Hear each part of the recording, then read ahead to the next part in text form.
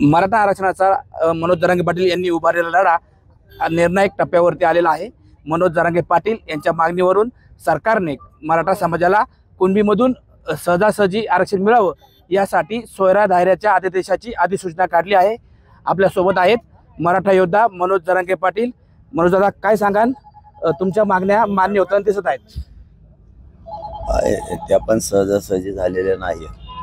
माझ्या समाजाला करोडोच्या संख्येने एकत्र यावं लागलं। त्यावेळेस राजपत्रित अधिसूचना निघाली, परंतु त्याची अंमलबजावणी राहिलेली। ज्या मराठा समाजाच्या नोंदी सापडल्या नाहीत त्यांच्यासाठी हा कायदा आहे की सगळ्या सोयऱ्यांचा। त्याची 15 तारखेला अंमलबजावणी होईल। त्यासाठी आम्ही पण 10 तारखेला आमरण उपोषण पुकारले। बघूयात आता सरकार काय करतं। काल सरकारनं मंगळवार बुधवार ऐवजी काल सोमवारी कॅबिनेट घेतली, निर्णय कळू दिला नाही, परंतु चर्चा आहे की 15 तारखेच्या अधिवेशनात अंमलबजावणी करायची म्हणून। खरं तर या यशासाठी तुम्हाला आंतरवली थराटी ते मुंबईपर्यंत लाखोंच्या संख्येने पायी मोर्चा काढावा लागला। असं असलं सरकारने तुमच्या मागण्या मान्य केल्या असल्या तरी अनेक नेते यावर असं बोलतात की मराठे युद्धात जिंकले मात्र तहात हारले। काय सांगाल? त्याला कळतोय का तर कशाला युद्ध कशाला म्हणतात? मराठे करोडोच्या संख्येने गेले जे 75 वर्षात माझ्या मायबाप मराठ्यांना मिळालं नाही, ते या 75 वर्षात आत्ता मिळालंय की जवळपास 2.25 करोड मराठ्यांना त्या ओबीसी आरक्षणाचा फायदा झालाय, प्रमाणपत्र मिळाले। आणि ज्यांच्या नोंदीच नाही यांच्यासाठी कायदा घेऊन आलेत, म्हणजे आरक्षण घेऊन आलेत।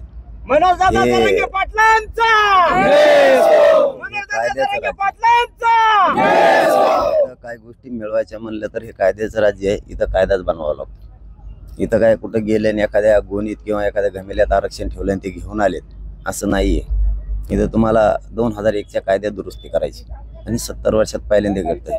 ज्या 2001च्या कायद्यानुसार बाकीच्या ओबीसींना आरक्षण दिलेलं आहे, या कायद्यात सगळ्या सोयऱ्यांची दुरुस्ती करायची। त्यासाठी तुम्हाला राजपत्रित अधिसूचना काढल्याशिवाय पर्याय नाही।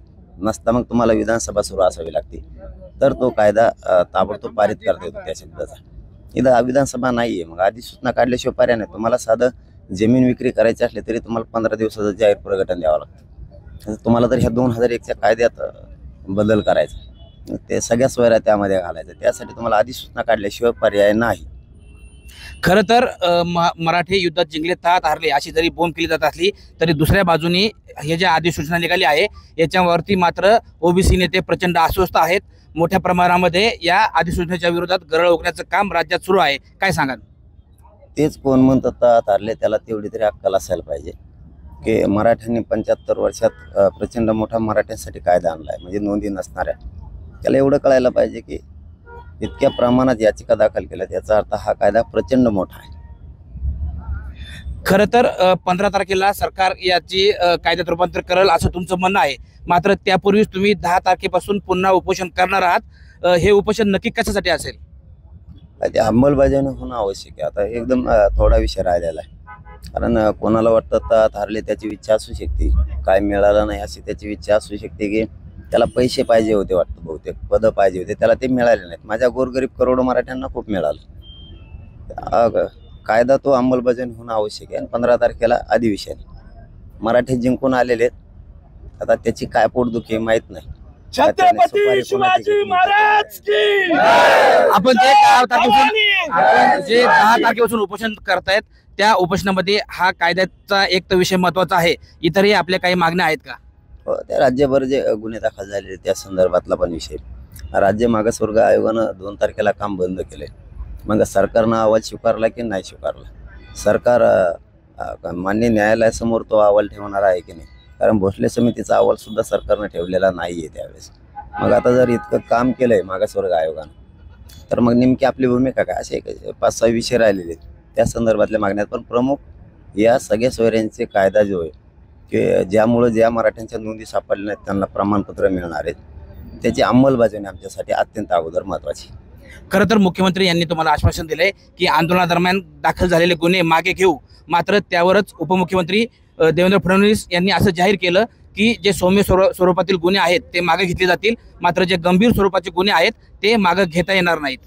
सगळे सौम्यच आहेत ना, गंभीर कोणचे आहेत? जाळपोळीचे पोलिसांवरती हल्ला केल्याचे गुन्हे असं त्यांचं म्हणणं आहे। ते त्यांच्याच पाहुण्याने जाळलेले वाटेल। मराठ्यांनी नाही जाळलेलं. त्याचे FIR आहेत. जो बॉम्ब बोलतो तो नाशिकचा, त्याच्यात पाहुण्याने त्याचाच हॉटेल जाळलेले. त्याच्यात मराठ्यांचा काय संबंध नाही. खरं तर छगन भुजबळ अगदी राष्ट्रपती झाले तरी आम्ही ओबीसी मधूनच आरक्षण मिळू अशी तुम्ही काल जाहीर केलं होतं. यावर टीका करताना छगन भुजबळ यांनी सांगितलेलं आहे की मनोज जरांगे पाटील यांनी अगोदर ग्रामपंचायतीला उभं राहून दाखवावं. त्याने आता तरी शांत राहा, आहे ती संपशील. मग शांत राहा. मराठी गेले ओबीसी आरक्षणात झोपे दे का तू? जोपर्यंत आरक्षणाचा कायदा होत नाही तोपर्यंत मराठा आरक्षणासाठी उपोषण करणार असं मत या ठिकाणी मनोज जरांगे पाटील यांनी व्यक्त केलं आहे. टाइम्स नाऊ मराठीसाठी सचिन तोडकर, रांजणगाव, पुणे.